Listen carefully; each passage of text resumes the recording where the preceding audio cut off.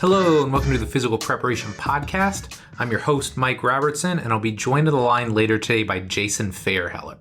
Now, before we jump into this week's episode, give you a quick recap of the week that was, what's going on in my world, and then we will get into this new episode. So, not a ton to update you on. I'll do my best to keep this brief. I feel like my little opening pieces have been a little bit longer than usual here lately, but coming off the 4th of July weekend, pretty low key around here. Went into the gym, got a lift, got on the grill Saturday, made some solid burgers and brats. So fam was smashing that. And then kiddos hung out probably way too late, 10:30, 11 o'clock Saturday night running around. I mean, they were having so much fun between sparklers, poppets, glow sticks. I mean, glow sticks are still a thing, evidently. But yeah, they had a blast. Sunday, went out, went to brunch, spent about 3 hours at the pool to try and tire them out. So pretty low-key weekend, but definitely enjoyable. The training and coaching is kind of rolling on. It's downgraded just a little bit here as a handful of my guys, well, Glenn is obviously back, and as of this week going into the bubble. And then I had a couple of guys that had been training with me that are playing in the TBT tournament this week. So that's been fun, actually getting to watch some live basketball and watch some of my guys play a little bit. So that's been really good. And then I've got a handful more kiddos that are going to be gone after this week as they start to go back to school, which is still mind-blowing. I mean, I still can't get over the way this whole year has felt where, you know, it feels like it's gone on forever, but then there are certain elements where it's like, man, I feel like I just got them back and got them going, and then they're already taking off and leaving again. So that's kind of what's going on as far as the training and coaching piece. The two big things that I'm working on, because I have a vacation coming up, and I don't know why I do this to myself, but I always kind of set like a big target or a big goal right before vacation. It makes me feel, number one, a little bit accomplished. And number two, it always makes me feel like I earned the vacation and I earned the time off. So leading into that, number one, I've got an IFAST-U presentation I'm working on. So if you saw the coaches versus COVID supersets presentation, that was like skimming the surface, I feel like, on some of the stuff that we do and some of the ways that I program supersets. So I'm taking that information and then like upgrading it, because in the actual presentation that I gave before, it was kind of the theory and kind of some of the application, and this is just all application. So all sorts of different supersets, different strategies that you can use. So really excited to share that with the group, because you know, Bill is so smart, and when he does these Q&As and people are really taking these deep dives into movement, I feel like it's fantastic, right? Like you're really walking away with this with a newfound appreciation for how clients move, why they move the way that they do, how to choose better exercises for them. But I think sometimes you get all this great information and then you don't always know how to apply it. So that's what I'm really excited to share, is really help some of these people understand, like, okay, these are the problems that you may be looking to solve. Here's how we actually go about solving them. So anyway, excited to finish that up. I got a few videos that I need to shoot, just like some exercises that I use, but don't necessarily have videos for. So I'm going to knock that out this week. And then really the big project that I need to have done in 2 weeks, because that's when Paul is going to come in and shoot, is I'm adding an entirely new module to the Complete Coach Cert. And I'm always listening to people's feedback. So after I launched it the first time, I got a lot of really positive feedback, but I also got a handful of people, it wasn't negative, but they just said, look, like your boy Eric moves great, like his squats, his deadlifts, like everything looks very clean. What do you do if somebody doesn't move like Eric? So what do you do with somebody that's really short, or somebody that's really exhaled and compressed and locked up and they've got a big kyphosis? You know, what do you do with all these different people? So what I did to kind of fill in that gap was I hosted a workshop, and I brought people in and I recorded the whole thing, and then I added that to the Complete Coach Cert. So now not only do you get all those materials, the Complete Coach Cert materials themselves, but you get this 2-day workshop too. So you really get to dive in and see, okay, how do I choose various exercises? How do I coach different exercises based on how people move? So I feel like that was a huge value add. And then the next piece that people still have a lot of questions about is the assessment process. And some people think that all we do are table tests, which is actually like not at all the case anymore at IFAST. We use hardly any table tests, at least with our general client assessment. And, a lot of people are still doing, say, the FMS, or they're using some of these other screens. And, while there's nothing wrong with those, I think the assessment that we use now and the system that we use to deliver the assessment process is so streamlined. And at the end of the day, look, there's really two goals of an assessment, right? Number one, it's to start building a relationship and building a rapport with your clients and athletes. That's number one, and arguably the most important piece. And then number two, it's to figure out, hey, legitimately, what can this person do in a gym? And I think a lot of times now we beat around the bush, and some people do 25 table tests, or they do some sort of movement screen or whatever it is. And at the end of the day, you still don't really know what somebody can do. Can they squat? Can they hinge? Can they lunge? Can they do a push-up? So I think the assessment model that we use now is basic. I'm not going to sit here and tell you it's the most advanced thing, but it absolutely gets the job done. And it helps you write that first program. That is the goal. When you finish an assessment, is to figure out and be very clear on what can this client or athlete standing in front of me do? How can we start them on a path to being successful day one in the gym? And that's what it's all about. So really excited to put that together. And, I've been taking the dog for walks and shutting the music off when I drive in my car, because I'm trying to put all these pieces together in my head. But I think if I can tie it together the way that I want, it's going to be not only really useful, but really impactful. As I'm thinking it through, I think I'm even going to add in a couple extra programming templates that are based off this. So if you've got somebody that is very exhaled, very compressed, well, they need a exercise program and a fitness program that's going to teach them to load their system again. And vice versa. If you've got somebody that is very inhaled, they're very biased towards loading their system, then they need a program that's going to be more propulsive in nature. So I'm just really excited about putting all those pieces together and helping people better understand, okay, what am I seeing from this person? Then what exercises do they need to improve their movement quality? And then finally, how do I actually write a program that's going to reinforce good movement quality and that's going to help them get the performance or the aesthetic outcomes that they're looking for? So that's kind of my goal with all this. And again, kind of overwhelming to think that I've got to have all this done in 2 weeks, but that's kind of how I roll. It's all in my head now. It's just a matter of sitting down each and every day, getting an hour, 2 hours in on the PowerPoints, putting all the pieces together, and just making this something that's really, really powerful for the trainers, the coaches, the rehab specialists that invest in the product. Because, man, I'm jazzed about it. I feel like every time I launch it, I'm getting it in front of more people. It's helping more people achieve their goals. So very excited about where that is going. So that is it for me. I'm going to stop rambling now. We're going to take a quick break, and then we're going to jump into this awesome new episode with my boy Jason. One thing Bill Hartman and I have talked about for years now is the power of mentorship. Early on, I didn't have a mentor to shape or guide me, or most importantly, help me find the blind spots in my own training and coaching. But luckily, after many years of trial and error, I found Bill, and my professional success exploded as a result. But the downside to the mentorship process, at least professionally, is that it can be pricey. For private mentees that I work with, it costs anywhere from $3.99 to $5.99 per month to work together. And while I know the results go far beyond that price, the fact of the matter is that just won't work for a lot of folks. So when Bill and I sat down a while back, we asked ourselves a really tough question. How can we help shape the future of the industry and truly make it great? And beyond that, how can we create amazing content yet make it affordable to virtually every trainer or coach out there? And the answer for us was simple: restart iFast University. Here's what you'll get when you become a member of iFast University. One update each month from myself and Bill. This could cover anything from improving exercise technique to writing better programs and everything in between. Twice per month Q&As, where Bill and I will personally answer your questions to help you become better at training, coaching, or even running your fitness business. A Facebook group where you'll be surrounded by like-minded trainers and coaches who are serious about getting better, and access to the iFastU archives, where you'll be able to watch literally hundreds of pieces of content from the iFast team over the years. This blend of content and Q&A is specifically designed to help make you the best trainer or coach possible. If you're interested in learning more, head on over to ifastuniversity.com to get signed on. We'd love to have you on board. Jason Feairheller is co-owner and strength coach at Function and Strength in Bridgeport, Pennsylvania.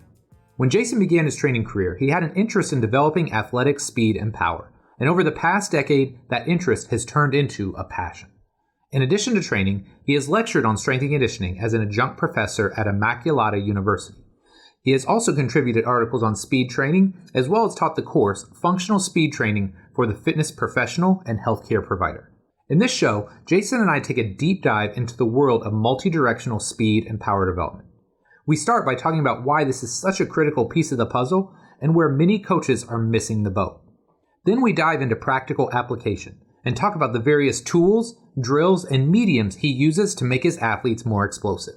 And finally, we talk a little bit about program design and see how he incorporates his power development work into a typical training week. Jason has a ton of great insights, and I really think you're going to enjoy our discussion. But enough for me, let's do this.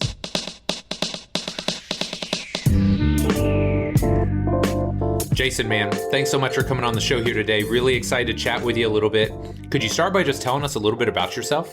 Absolutely. So first off, thank you so much for having me on the show. It's truly an honor. There are a few podcasts that have shaped my coaching career, and this is one of them. Oh, thank you, man. I appreciate that. First off, thank you with that. I'm a strength coach in the Philadelphia area.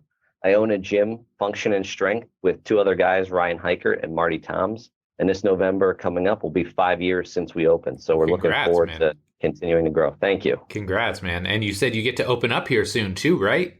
Yes, tomorrow. So tomorrow will be towards the end of June. And it's been about 3.5 months since oh my gosh, I've actually been able to do anything in the gym. So looking forward to it. And I know a lot of the athletes and people we train are looking forward to getting back in. I love it, man. Very cool. And tell me, what led you to the world of physical preparation? How did you get started in all this? Well, I would say it stems from one question, and it's how do athletes reach their athletic potential? And, out of college, I think, all right, if I just get kids stronger, they should be better on the field. Yep. That is not necessarily the case, as you learn. And the more you learn, the more you realize, wow, this is a really kind of deep black hole that you can go into and kind of keep learning more and more stuff. But that's kind of what has always driven me and what still drives me to this day. I love it. I love it. So with that being said, tell us a little bit about your career path. Like, did you go to school for all this? If so, what did you study? Obviously you've got your own space now, but talk to me about how you got started in the industry and then kind of the progression that you went through. Sure. So I went to college and I originally intended to go to physical therapy for college. So I went for exercise science and I initially thought I'll just, start taking physical therapy in grad school. And then as I started taking more of these classes, my interest just was for strength and conditioning. I didn't really have an interest as much in the rehab side of things. Yeah. So I did an internship at a sports performance facility. And then after that, right out of college, I graduated on a Friday, and on a Saturday, the next day, I started work at a sports performance place. And that's really the place that kind of even shaped me a little bit. So they would do 90-minute training sessions, and of those 90 minutes, 60 minutes were dedicated to speed work. Oh, wow. And that was way different than any other experience I ever had, where the speed work was almost like conditioning aspect or maybe just a few drills in the beginning, but there was a real technical focus on everything. So I worked there for a couple of years. I was just working there part-time. I was looking for a full-time job, and eventually I went into personal training and did that for a while. And it was great in the sense that it helped me learn how to deal with unique clients where, you could tell the same client the same cue as you would someone else, and they would have a completely different response. And even just the personalities that you see would be very different. So that really helped shape that. But I always kind of wanted to get back into training athletes. So the other two guys I'd mentioned, and I actually mentioned this to you before, we had talked about how the gym got started. Mm-hmm. And the three of us had wanted to get back to training athletes. And we were driving from Philadelphia area to Ohio for an Elite FTS Sports Performance Summit, which you were presenting at in February 2015. And it was on that car ride that we're like, we're going to do this. Let's do it. So we came back. We started developing a business plan. And we kind of went from there. And then in November, we opened up. I And love that's it, kind of man. where we are today. I love it, man. Can get, again, congrats, especially making it through the last 3 months. Not been easy on any of us that own gyms and have been forced to close down. So congrats, man. I'm excited for you. It's definitely not been ideal, but the one thing out of it was now that people are used to kind of training virtually, it's something that we can continue doing that we wouldn't have necessarily done before. So yes, Absolutely. it wasn't great the last 3 months, but this is kind of a great opportunity for us to kind of build off of that. Absolutely. Okay, so let's start with a really simple question. Why are you so passionate about not just physical preparation, but especially multi-directional power for athletes? Well, when I train athletes now, and even when I train anyone, I think of training in terms of pattern specific training. So, what are the patterns I want them to address? Some of the old patterns people think of are just like a row, a squat, a hinge. Sure. But if you break that down into speed movements, and I know you're very familiar with Lee Taft and you're familiar with his speed patterns. If you break down those speed patterns, I started to think, how can we make those speed patterns even more powerful or more robust? And so it's like, all right, well, how do I get power into these types of exercises? If I look at plyometrics and kind of how it got started, it was more about training for track and field, Mm-hmm. and that's more so than the field athlete. So, you're trying to get guys faster and more powerful. You do your horizontal stuff primarily for acceleration work, some type of like depth jump variation or things like that to be super powerful off the ground and create less ground contact time. That's going to help your max speed. But how are those directly affecting the speed patterns we see in multi-directional speed movements? Yep. And I don't know that they are. They definitely help and they definitely should be in every program, but I wanted something more specific to develop those types of things. Yeah. Interesting. Interesting. Yeah. Because I feel like so much of the stuff that we've taken from track, again, it's great, but it's almost like GPP for our field court athletes, right? Like it's going to give you some carryover and it's going to improve athleticism to some degree, but it's definitely not going to be like planar specific or movement specific to the patterns and the positions they get into on a field or on a court. Exactly. I mean, I'd like athletes to be coordinated in the sense that if I ask them to do a movement pattern and I want them to perform it well, and then if I just give them a little bit of variation from that, that they're able to take that and carry that over. Because when we're training people in the gym, we're not able to exactly mimic what they'd see on the field because, Right. their head's looking one direction, they're reacting to the ball, other opponents, their position on the field. So the movement's going to be similar, but it's not going to be exact. So I want to try to develop those patterns of coordination so they can carry them over to the field a little bit better. I love it. Another thing that I love learning about are people's thought processes, especially when it comes to speed and power development. So when it comes to power in all these different planes of movement, could you start by just kind of giving us your big rocks or your cornerstone philosophy to starting to build all these patterns out? Absolutely. So first one is they have to own the movement. And kind of like what I mentioned before, they have to be proficient at the movement. And what I mean by that is I need to see consistency with every single type of jump or power exercise they do. If they can do it with consistency and look good while they do it, then they own that movement pattern. And that's when I can progress them to something else. And the other part would be minimize ground contact. A lot of jumps are more concentric focus where we'll kind of start from a static position or just a slight counter movement and we'll jump as far as we can or as high as we can. But if I'm looking at sport, and let's just use an example of you have a defender and they're watching the offensive player coming towards them and the offensive player makes a cut. Yep. That defensive player is going to make a quick cut and how fast they can react and get off the ground is going to be the key to whether they're in a good position to still defend that person. So it's a lot of ground contact work and minimizing that. And the last part would be train the upper body. If someone's going into any sort of turn or jump, even if the legs are in the right position, if they don't have good trunk flexion, good lateral flexion, good rotation, they might not be able to get in and out of that cut or turn or explosive movement as fast as they should. So I think that's often kind of a missed part as Yeah. far as when we're looking at training power. That's interesting. I want to circle back because I love this idea of minimizing ground contact time. And I think some of this is a byproduct of the fact that we pushed strength so hard with our athletes. You know, they're very adept at squatting and hinging and pushing very big weights, but they've lost some of that elasticity and they've lost that ability to get into a position quickly and then get out of it quickly. So what are some things that you do to help athletes minimize their ground contact time or to improve that elasticity? Well, the most basic fundamental kind of elastic pattern is just like a jump rope or a pogo jump. Yep. And then you can take that into some single leg hop variations where as long as you give the athlete the intent of what they're supposed to do. Like if I just tell an athlete, all right, just go do some pogo hops and, as you do it, go side to side, or actually tell them, look, this is why I want you to minimize ground contact. And this is why I want you to execute it this way. They'll be a little bit better in performing that movement. So I think part of it comes to educating the athlete a little bit of what you want them to do and how you want them to do it.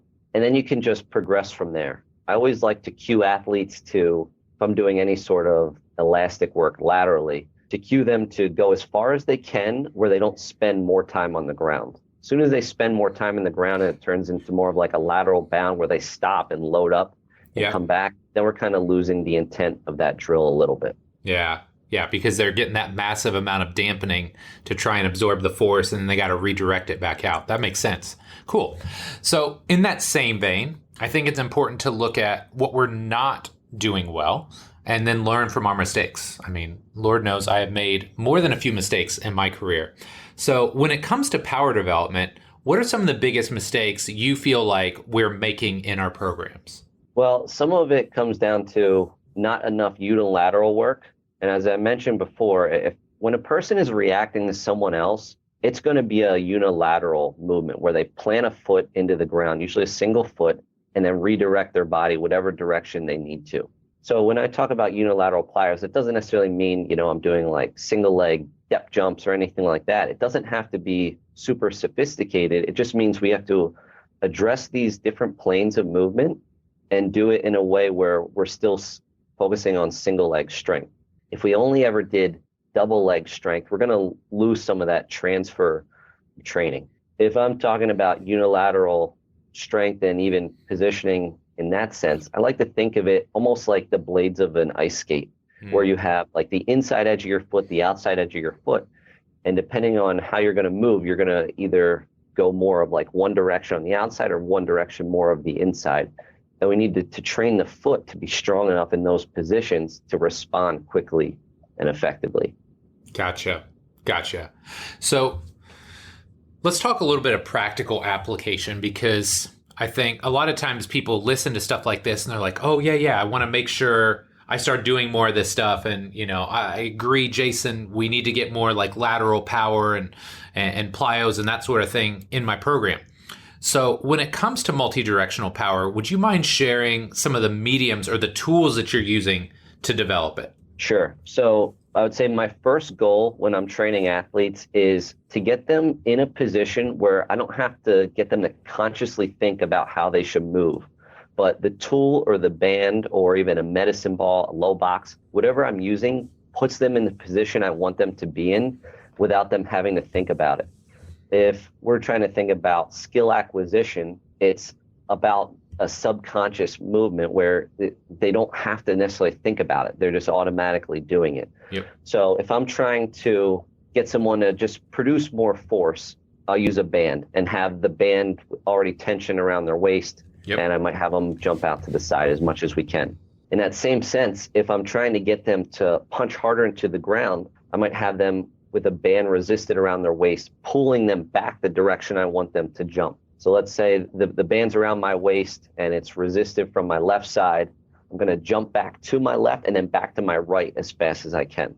And like I said before, I don't want them to go too far because I don't want them to spend more time on the ground. But if I do that drill and then take the band away and ask them to perform a similar movement, they're probably going to move much faster Yes. than they would otherwise, and without necessarily having to think about it because they're using the same kind of force that they use into the ground on that drill. So I love bands for that movement. Some of the other ways I like to do things are not necessarily just to the side or just straight ahead, but kind of all the angles in between.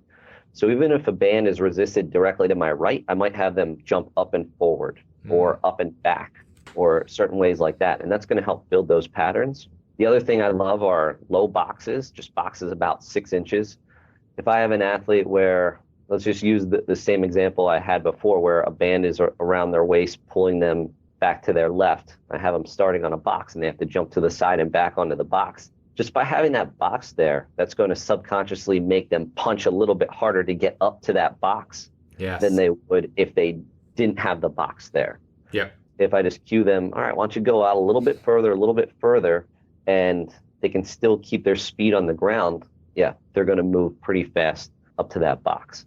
And then the medicine balls, specifically fake throws with the medicine balls, are a great tool for developing the upper body portion that we talked about. So you can do any sort of, and Lee Tapp mentions this, the kind of the 3 positions: hold it right in front of your chest, hold it a little bit further out, and then hold it with your arms straight out. And depending on what the athlete needs and kind of what the drill we're working on, we'll work one of those 3 positions. But it's a great way to pair together the upper body portion with the lower body portion. So you could do something like a step off the box with a chop. Yep. And have them stick the landing. Or you can just do kind of like a lateral bound forward and backwards with a chop every single time. And that's going to get their core to function the way it should without having to tell them, all right, I want you to rotate your shoulder this way. I want you to lean this way and, squeeze here. So those are kind of the main things that I like as far as how I'm going to try to use tools to develop an athlete. Yeah, I think Lee does such a great job of creating constraints so that he, I'm sure he's going to coach people, but, a lot of it is implied, right? If you're giving the person the correct exercise or the right drill, or you're getting the band on them in the right position, like, you don't have to coach them a ton. Like, naturally, you'll get them into the positions, or you'll get them to execute the exercise or the drill the way you want them to do it. And I think that's one of the beauties of his system. Absolutely. I think and you can use the same drill and use it with a box, a band, a medicine ball, depending on whatever the individual needs. So you don't have to necessarily vary the drill up a lot. Just change the constraint that you're using to make it more individualized to the person. Yeah. And it's certainly easier said than done. But if you can start to figure out those ways and try to find out, all right, what does this person need or what are they lacking? It'll definitely help their development. Love it. So when it comes to the amount of time you would spend on this in a session, you talked about before, you were doing 90-minute sessions, 60 minutes of it with speed, agility, power, whatever you want to call it. How long would you say you spend on this stuff now in a training session? So depending on the training cycle, about 2 or 3 days a week will be spent on multi-directional plyometrics. And if they're doing, say, 2 lower body days, 2 upper body days, just your standard kind of 4-day split, they would be doing it on their lower body days. Yep. Their upper body days might have the rotational components to it. Now, on those days are still some of the typical plyometric stuff that we think of: broad jump variations, counter movement variations, even progressing all the way up to depth jumps for high level athletes. So there might only be, 2-3 exercises in there. So it's not necessarily that this is all they're doing, but it's about building consistency over time where they see these movement patterns and they're utilizing them and they're able to develop it better over time. Another way you could kind of work this in is within a speed drill. If I have someone performing a hip turn where they're kind of going to reposition themselves, punch a foot into the ground and retreat in some direction, if they're not punching the foot hard into the ground, I might put just a simple drill of like, all right, hop forward, punch your right foot into the ground and try to go back as far as you can. Right. And I might do that a couple times, then have them do the speed drill. Yep. So they can be done on their own, or they can be done in a way to get a better outcome for your speed drills as well. Yeah. And that's something I know Lee and I have talked about in the past is, do you want to go ahead and give them the drills first off and have them kind of explore the postures and the positions and understand what you want them to do. Or I know the way Lee does it is he'll give them the whole first, and then if he needs to plug in a correction, then he'll throw it in, and then he'll bring it back to the whole piece again. And I think, obviously if you're Lee, that's the easiest way to do it, right? Because of the way he sees things and his understanding of movement. And I can do that now, but I think early on for me, I needed to see all the different drills first, and I needed to understand, okay, here's what a fake throw is doing. Here's what a hip turn, holding a band is doing. And as I got more comfortable with that, now I could go to more of that whole right off the bat. But I absolutely love that. So I have a follow-up question to that. When you talk about doing like your change of direction days, did you say you do that on your lower body days typically? For the most part, yeah. So any sort of, I'll call it like a lateral bound variation. Yep. And that doesn't necessarily mean just always straight to the side. Yep. It could be forward, backwards a little bit, or even the same movement. I'll call it a speed skater. If I'm trying to focus on minimizing time on the ground, those will be done on the lower body days. Yeah. But I will say for all of the drills, and even with the speed drills, it's important to have them move fast through the drill. Mm-hmm. And the difference is going to be the angles of their trunk, the angles of their shins. If I always have an athlete kind of do the drill slowly, even if I'm trying to get them to learn it, that's not going to transfer quite as well as if I have them fast, but just give them a simple regression of some kind. Yeah. No, I love that. And I think this is something that I definitely made a mistake with early on when I had more younger athletes versus now I've got a little bit older, more established athletes. But I think part of it was coming back to that idea of, strength cures all, right? And just learn how to push and learn how to load. And, like now I look at it and I'm like, man, how dumb was I? Like the worst thing you can do with a slow athlete is do things that continue to slow them down, right? It's not that strength training base won't give you a foundation, but when you're doing speed stuff, man, they need to feel what it's like to be fast. They've been slow their whole life. They don't need to feel that more when you're trying to make them faster. Absolutely. I've followed a few strength coaches during this pandemic, and multiple people have said they've had athletes get faster just from doing sprints and plyometrics this whole time without necessarily losing a ton of strength. And that kind of goes along with what you're talking about. If someone has a good foundation of strength, it's going to be a long time before they lose that foundation. Yeah. Whereas speed needs to be trained and practiced consistently and much more regularly in order to actually get someone faster and more powerful. Absolutely. Well, and it comes back to that idea of like, if you've got a more force or strength based creature on one end and a more elastic kind of bouncy athlete on the other, it's really easy to make somebody stronger, right? We can go in the gym and we know, hey, 3, 4, 5 months, we can make somebody stronger. But, kind of tamping that enthusiasm down a little bit and remembering that a lot of sports are reliant. Yes, strength's important, but being able to be explosive, to be elastic, those are critical qualities as well. And they're absolutely going to help you be faster and more explosive if you're focused on those elements as well. For sure. I mean, we've kind of have adapted that model of speed is our number one goal when we're training athletes. If I have someone coming in, regularly in their off season and maybe training once a week or so in season, they're going to develop that strength just because they've been doing it for so long and they start to build up the volume. Whereas the speed part of it, that's how people get on the field and make plays and different things like that. If you ask any coach, they're going to say, we want our athletes to be fast. All right, well, now let's train them that way to get fast. Yeah, I love it. And I can tell you, because I've done at least 100, maybe more, just in the last year, consulting calls with people that want to come into our gym. So if you own a gym that trains young athletes, I tell you what, the kid that's already fast and explosive, they're not coming to your gym. You're getting the kid that's slow, right? They're sitting on the bench.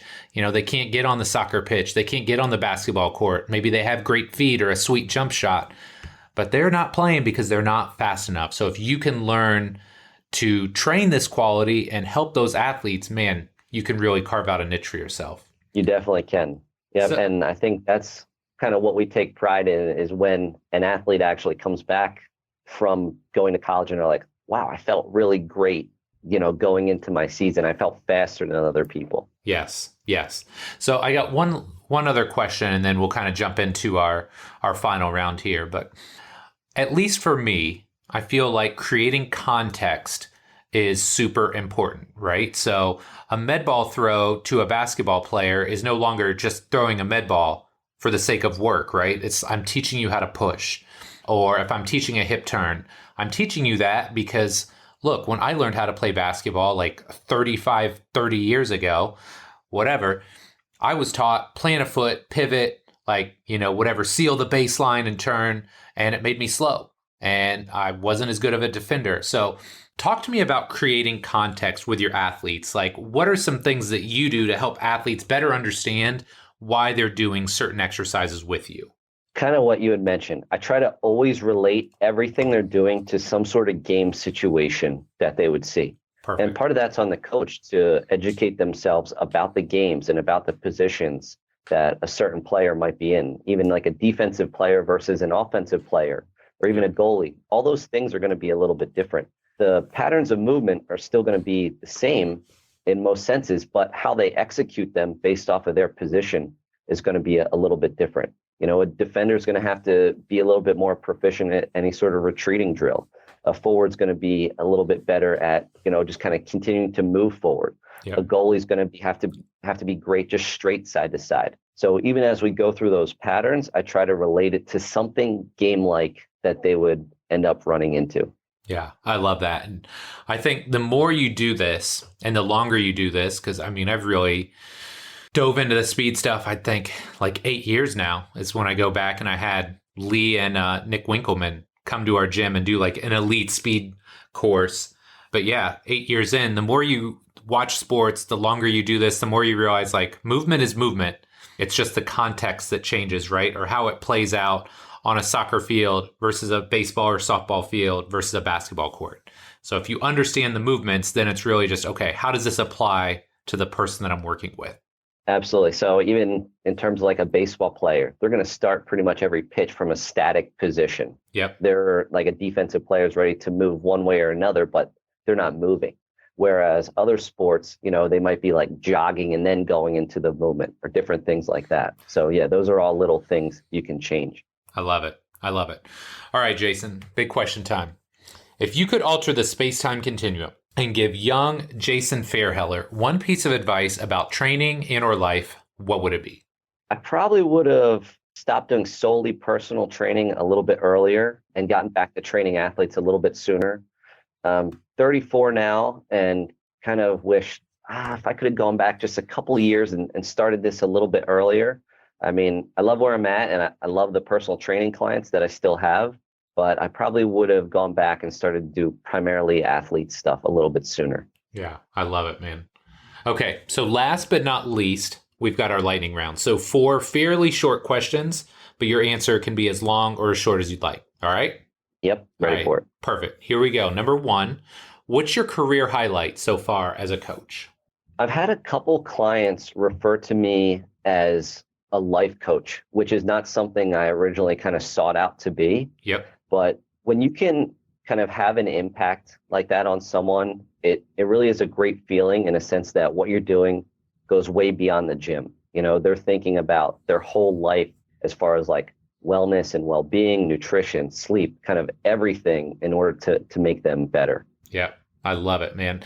And I think, again, with age and experience, you've been doing this for a little while now, you realize that, yes, we work within the confines of a gym, but the lessons and the things that we teach are absolutely carried beyond those 4 walls on a daily basis if you're doing your job right. They definitely are. Because all of those things affect what they do in the gym. Yes. So if you're really trying to get the most out of your athletes or your clients, you got to start digging into some of those other things a little bit more to get better performance even in the gym. For sure. Okay, number 2, I'll put you on blast here, but what's been your biggest mistake so far as a coach, and how have you learned from it? I used to do whatever the program said exactly. Yep. Set for set, rep for rep, didn't matter how the kid was feeling, what the form looked like some of the time. It's like, it's a little sketchy, but you know what? It says we're going to go up a little bit, so let's go up a little bit. Right. And especially the last few years, I've gone as far as training kids goes with all right, here's the ideas of the things I want to execute throughout this workout session. And then what we do may change a ton from what I originally planned, all depending on how they're moving and how they're feeling and, what their reps look like and so on. Well, how much sleep did they get the day before? Yep. Yes. You learn very quickly that, man, we're training humans, right? And like all humans, we've got good days, bad days, and you got to customize the workout based on how that human is standing in front of you that day, what their energy level's like, and what they're prepared to actually go in the gym and do, right? Yep. There's always got to be some give and take with athletes. And I think even as you do that, that helps build a better rapport between you and your athletes. Yes. Where, they have more trust in you, that you have their best interests at heart every single day they come in versus, I'm just one of the guys that's here. Here's my workout program and just kind of go through it. Yeah, for sure. Okay. You can give a young up and coming coach one piece of advice to be successful in our industry. What is it? Reach out to other experienced coaches. Every single person I've ever reached out to has gotten back to me and it's been super helpful in terms of answering my questions. And you don't necessarily have to go in there with an agenda of, I want, to create a network with this person so they can, give me some clients or anything like that. So it's reach out to people, get good knowledge. There's so many great coaches out there that you can learn from. And then when you're ready, find a mentor. That mentor is going to help you take the next step in your career that, you might have an idea what you want to do, but you might not know how to get there. Yep. Love it. Okay, my guy. Last but not least, number 4, what's next for Jason Feairheller? What are you working on? What are you excited about other than opening the gym? Yep. We'll take that as a given. Well, over this time, I recorded a video. I just got done editing it, so it should be up on the website soon. Multi-Directional Plyometrics for Athletes, Volume 1. Nice. And it kind of goes through everything from like the warm-ups, the term owning the movement, ground contact, some upper body work, and then kind of how to incorporate it within your speed training. So that should be up on our website soon. Nice. And besides that, doing some webinars and some other things, so I'm staying busy. I love it, man. Well, I'll definitely be picking up a copy of that. I'm excited to check it out. Well, Jason, you've been awesome to catch up with today. Truly appreciate your time. Where can my listeners find out more about you and all the great work that you're doing? I post a lot of stuff on Instagram. It's just my first and last name at Jason Feairheller, JasonFeirheller. The website of the gym is functionandstrength.com. If you go to the website, you can sign up for a newsletter. I have a multi-directional power newsletter that I usually put out about once or twice a week or so. And it's just general tips. There's some videos sometimes, but things that you can apply to your program. It's more kind of principle related as far as like, you should do this exactly. I love it. I love it. We'll make sure we get all those links into the show notes so you guys can follow Jason. Great stuff, man. Great stuff. Really appreciate you coming on. And thanks again for your time, buddy. I truly appreciate it. Yeah, thank you. It has been a pleasure.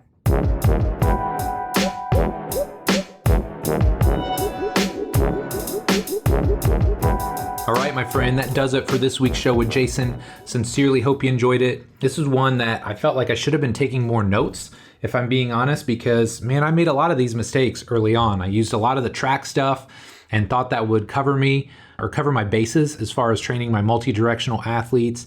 I thought, if I was incorporating some height ins or maybe some lateral med ball throws into the program, I was checking the necessary boxes. And it's something that, at least for me, it's taken a while to get comfortable training multi-directional athletes, whether it's soccer, whether it's basketball, whether it's football.